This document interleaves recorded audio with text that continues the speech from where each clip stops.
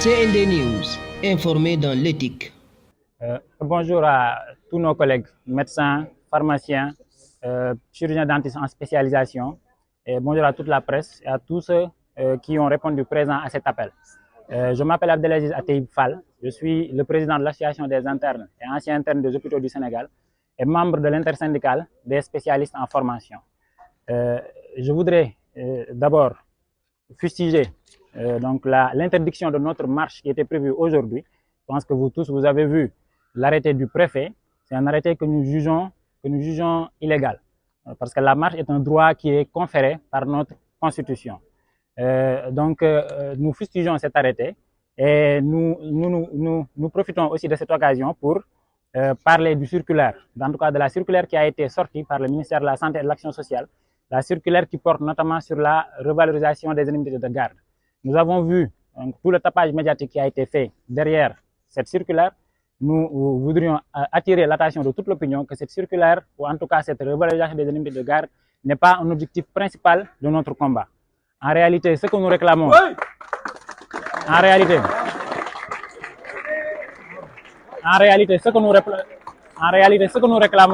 c'est plus de dignité, c'est plus de reconnaissance, mais aussi c'est plus de considération pour la place importante que jouent les internes, les docteurs en spécialisation dans le fonctionnement de notre système de santé. C'est pour cette raison que nous fustigeons cet acte, en tout cas ce tapage qui a été fait derrière cette circulaire, alors que les points les plus importants de nos revendications ne sont pas encore pris en charge, à savoir notamment la question qui porte sur le statut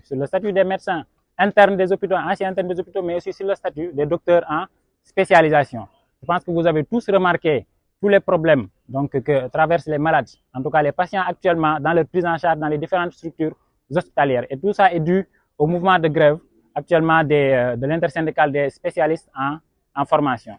Nous rappelons qu'en dehors du statut, nous avons d'autres points de revendication. Il y a notamment la question des congés de maternité, il y a la question de la prise en charge médicale pour les docteurs en spécialisation, il y a aussi la question de l'insertion professionnelle pour les internes, pour les anciens internes, pour les docteurs qui ont fini leur spécialisation. Et il y a enfin la question de l'alignement du régime indemnitaire des internes aux autres agents ministériels. Nous profitons de cette occasion pour interpeller encore une fois le ministère de l'Enseignement supérieur et de la Recherche, pour interpeller la primature, pour interpeller le président de la République, pour leur dire que les questions sur lesquelles l'intersyndicale s'active depuis quelques moments ne concernent pas seulement le ministère de la Santé, mais concernent tout l'État, tout le gouvernement, et que tout le monde doit s'activer pour trouver des solutions rapides et pérennes à ces différentes revendications. Nous prenons acte des pas qui ont été effectués par le ministre de la Santé et de l'Action sociale, des pas que nous jugeons minimes et des pas qui ne sont pas encore définitifs. Cette circulaire constitue plutôt une déclaration d'intention que quelque chose d'effectif. Nous l'appelons à faire le suivi effectif et ferme de ces décisions qui ont été prises, mais aussi nous fustigeons l'attitude du ministère de l'Intérieur et du préfet pour avoir refusé notre marche pour des motifs que nous jugeons insuffisants. Nous sommes cependant dans une démarche responsable et conciliante. C'est dans ce cadre que nous avons décidé de reporter notre marche, de refaire une autre demande de marche sur laquelle nous allons prendre en compte tous les motifs qui ont été avancés par le préfet, par le ministre de l'Intérieur pour interdire cette marche. Cette marche va prendre en compte tous ces points, mais nous les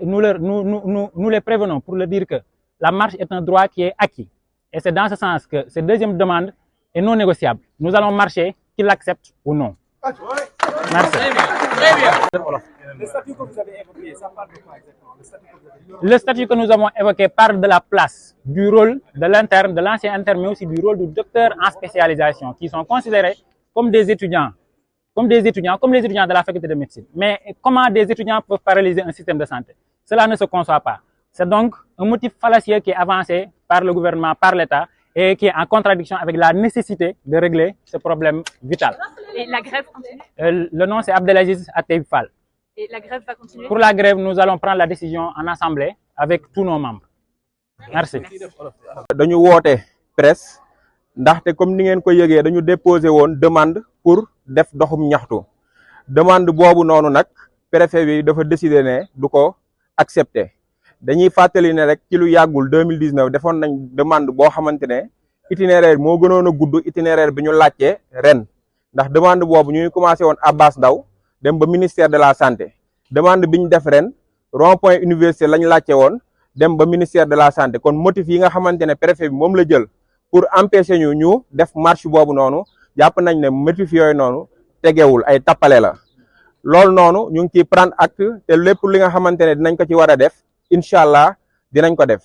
beneen point bi mooy que ni gis ngeen ni depuis démb am na circulaire bu wër ci dëkk bi mu am tapage médiatique bu am solo boo xamante ne gouvernement bi def na ko ci pour wax population yi que ni docteur en spécialisation yi ak interne yi yokkal nañ leen seen garde dañuy wax population bi ni benn mooy loolu noonu du li nga xamante ne moom moo ëpp solo ci li ñuy ñaxtu li ëpp solo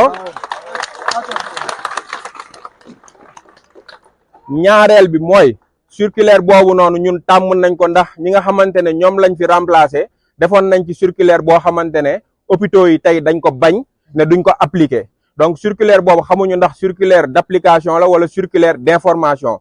te tamit circulaire boobu dafa dese leer ndax circulaire bi préciser wul ndax ñiy gàddu 12 heures de temps la wala ñuy gàddu 24 heures de temps la circulaire bi préciser wul ndax par médecin de garde la wala su ñaari médecin gardé suñu wàccee dañuy séddoo 15 000 francs yooyu donc loolu noonu dafa war a leer te circulaire bi soo leen gisee dernier paragraphe bi dafa ne bàyyi na conseil d'administration hôpital bu ci nekk mu xool nu mu ko bëgg a xool nu mu ko neexee ndax dana ko appliquer am déet donc loolu noonu ay tappalee la te yaakaar naa ne tey jii nii ministre bi toll na foo xamante ne war na jël ay mesures pour régler loolu.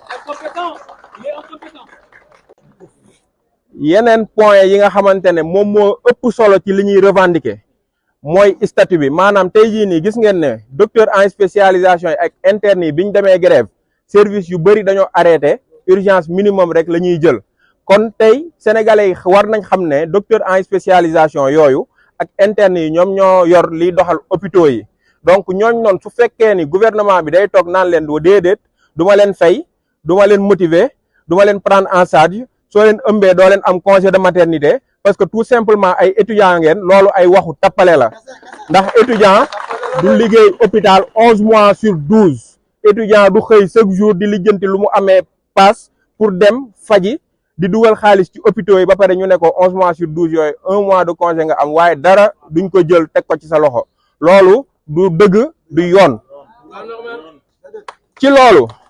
interne yi gis ngeen ne seen programme bi depuis ay at a ngi nii ñu ngi wax ci lu jëm ci wàllu réviser ko li jëm ci wàllu insertion bi muy docteur en spécialisation bi di interne bi gis nañ ni saa yu ñu paree seen spécialisation ba pare dañuy réer ci dëkk bi ndax duñu am liggéey dañuy nekk au chômage dañuy nekk di taxawaalu alors que ñëpp xam nañ ne spécialistes yi doyuñu fii ci Sénégal loolu ay politique yi nga xamante ne politique yu inefficace la pour système bu jaarul yoon moom moo ko waral donc loolu jot na tey autorités yi def ci ay réflexion gëstu ci indi ci ay saafara yoo xamante ne képp ku spécialisé wu di nga mën a dem servir population bi ca na ko population bi soxlawee jël nañ acte nag ci li nga xamante ne moom mooy interdiction de marche bi ñu ngi woo ministre de l'enseignement supérieur de la recherche et de l'innovation ba nga xamante ne am na part de responsabilité bu bëri ci mbir mi surtout ci statut bi ñu ngi woo monsieur le premier ministre ba nga xamante ne yàggul dara moom moo ne ku bëgg marche na nga marche amul ay autorisation da ngay yëgle soo yëglee autorités yi nga xamante ne ñoom ñooy police wala gendarmerie jàppale la gunge la nga def marche wax population bi li la nakari tey ñooñu xañ marche boobu noonu di droit fondamental de la République Bassirou Diomaye Diakhar Faye mi nga xamante ne moom la ñu jox réew mi di ko wax ni système de santé bi tey dafa feebar il faut ay réformes pour que ñu mën a sukkali système de santé boobee et que woo nañ ko ci jubal jubanti bi nga xamante ne war na mën a tax képp kuy agent de santé nga gis sa bopp ci baax ci li nga xamante ne moom mooy li ñuy ñaxtu actuellement moom mooy dëkk bi ndax ñu mën a jëriñ réew mi ca na mu waree par rapport ak marche bi li nga xamante ne décidé nañ ko parce que ñun on est des médecins responsables wante dinañ jël acte ci li nga xamante ne moom lañ wax ne moom moo tax ba accepté wuñu ko ñu jàpp ne loolu du dëgg du yoon danañ bindaat ndax marche bi nu mu mënti demee autorisé wala ñàkk autorisé ala kulli xal li nga xamante ne moom moo ñu métti dinañ ko wax population bi xam lan la xam ne seen njëriñ la xam ne médecin bi su nekkee ci jàmm ku am méttit ñëw ci hôpital da ngay am soins yoo xamante ne ay soins de qualité la kon marche bi bu soobee yàlla lépp li ci war danañ ko def te dinañ marche bu soobee yàlla incha allah. Docteur Babacar Fall secrétaire général collectif bi nga xamante ne moom moo ëmb médecin pharmacien ak chirurgien dentiste yi ci Sénégal di membre intersyndical spécialiste en formation yi.